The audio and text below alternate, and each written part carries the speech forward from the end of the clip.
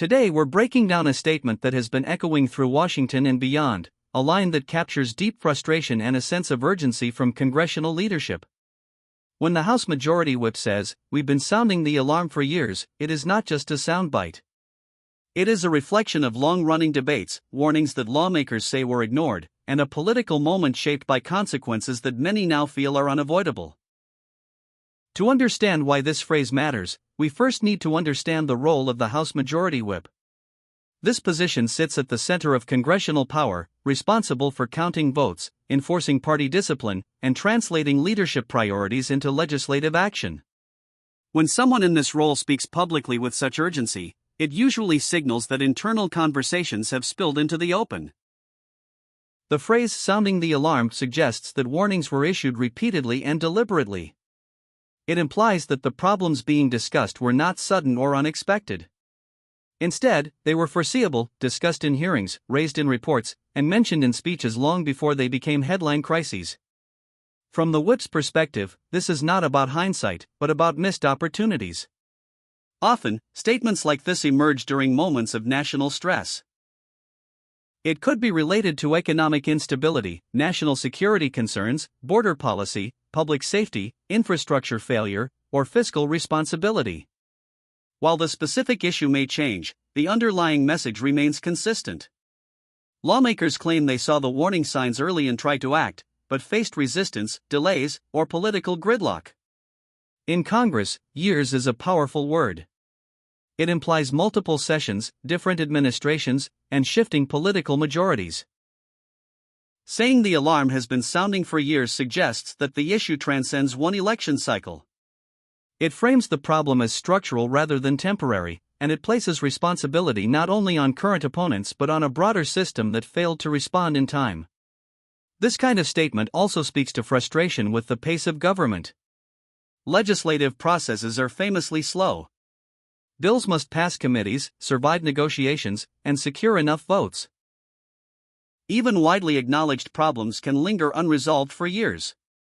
When consequences finally arrive, leaders often point back to earlier warnings as proof that inaction carried a cost. Politically, this language serves several purposes. It defends the speaker's party against accusations of negligence. By emphasizing prior warnings, the whip positions their side as proactive rather than reactive. It suggests that if things have gone wrong, the fault lies with those who ignored or blocked earlier proposals. At the same time, it is a call to action. By publicly stating that alarms have been sounding for years, the whip is signaling that patience has run out. The message is that the moment for debate has passed, and the moment for decisive action has arrived. It is meant to pressure colleagues, influence public opinion, and justify stronger measures. This kind of rhetoric is also aimed at voters. Many Americans feel frustrated when political leaders appear surprised by crises that seem predictable. Hearing a senior lawmaker say they warned about the problem for years can resonate with citizens who feel the same way. It taps into a shared sense of "we saw this coming." However, critics often challenge such claims. Opponents may argue that warnings were vague, inconsistent, or politically motivated. They might say that if the issue was truly so urgent, more aggressive action should have been taken earlier. This back and forth is a familiar part of Washington discourse, where responsibility is constantly contested. The phrase also raises questions about accountability. If alarms were sounded for years, why were they not heard?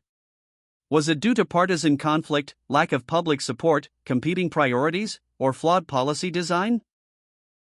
These questions go beyond one individual or one party and point to deeper challenges in democratic governance. In many cases, congressional warnings take the form of hearings and reports. Committees call experts, release findings, and issue recommendations. These documents often contain clear language about risks and future consequences. Yet they rarely capture public attention until something goes wrong. The whip statement highlights this disconnect between institutional knowledge and public awareness. Media coverage plays a role here as well. Complex policy warnings do not always translate into compelling headlines. A slow-building problem lacks the drama of a sudden crisis. As a result, early warnings can fade into the background, even if they are accurate and well-founded. Another important element is timing. Political capital is limited. Leaders must choose when to push hard on an issue and when to compromise. Sometimes, even leaders who recognize a problem may decide that the political cost of action is too high at a given moment. Years later, they may regret that calculation. The statement also reflects internal pressure within Congress. Rank-and-file members often urge leadership to act more forcefully. When leadership finally echoes that urgency publicly, it can indicate that internal debates have reached a breaking point. It suggests alignment between leadership and the more vocal factions within the party. From a strategic standpoint, this language can be used to justify tough votes. If lawmakers are being asked to support controversial or costly measures, framing them as overdue responses to long-ignored warnings can make those votes easier to defend. It turns action into a necessity rather than a choice. Historically, many major policy shifts have followed this pattern. Financial reforms after economic crises, security changes after attacks, and infrastructure investments after failures are often accompanied by claims that warnings were ignored. The whip's statement fits into this long tradition of post-crisis reflection and blame. There is also an emotional dimension to this rhetoric. It conveys exasperation and even a sense of vindication. For lawmakers who have been raising concerns for years, seeing those concerns validated by events can be both frustrating and affirming. The statement communicates that mix of emotions to the public. At the same time, repeated warnings can sometimes lose their impact. If leaders say they are sounding the alarm year after year without visible results, the public may become skeptical. They may ask whether the alarms are genuine or simply part of political theater. This skepticism can make future warnings harder to sell. That is why moments like this are critical. When a House Majority Whip speaks so plainly, it often signals an attempt to reset the conversation. It is a way of saying that incremental steps are no longer enough, and that the issue must now be treated with the seriousness it deserves. The broader implication is about trust. Citizens need to believe that their leaders can anticipate problems and act effectively. When leaders say they warned about something for years, it can either reinforce trust, by showing foresight, or undermine it, by highlighting prolonged inaction. Which interpretation prevails depends on what happens next. If concrete action follows, the statement may be remembered as a turning point. If not, it risks becoming just another line in the long history of political frustration. The difference lies in whether words are matched by results. This also ties into the concept of responsibility across administrations. Problems that develop over years often span multiple presidencies and congressional majorities. Blame becomes diffuse, and solutions become harder to implement. The whip statement simplifies that complexity into a clear narrative of warning and neglect. In doing so, it creates a sense of moral clarity. It suggests that there was a right course of action and that it was known. This can be powerful, but it can also oversimplify the realities of policymaking, where trade-offs and uncertainties are constant. Another angle to consider is how this statement influences negotiations. By framing the issue as long overdue, the whip reduces room for delay. Opponents who call for more study or gradual approaches can be portrayed as continuing the pattern of inaction. This shifts the balance of debate. Public reaction to such statements often depends on personal experience. If people feel the effects of the problem in their daily lives, they may welcome strong language and decisive action. If not, they may view it as exaggerated or alarmist. Leaders must navigate this divide carefully. The phrase also reflects a broader trend in political communication. Soundbites have become sharper and more emotionally charged. Saying we've been sounding the alarm for years is more impactful than listing specific policy proposals. It appeals to feeling as much as to fact. Yet behind the soundbite are complex policy details. Whatever the issue at hand, it likely involves budgets, regulations, and long-term planning. Translating years of technical debate into a single urgent sentence is both a strength and a weakness of modern politics. It is worth noting that alarms are only useful if someone responds to them. The whip statement implicitly challenges not just political opponents, but the entire system, including voters, media, and institutions.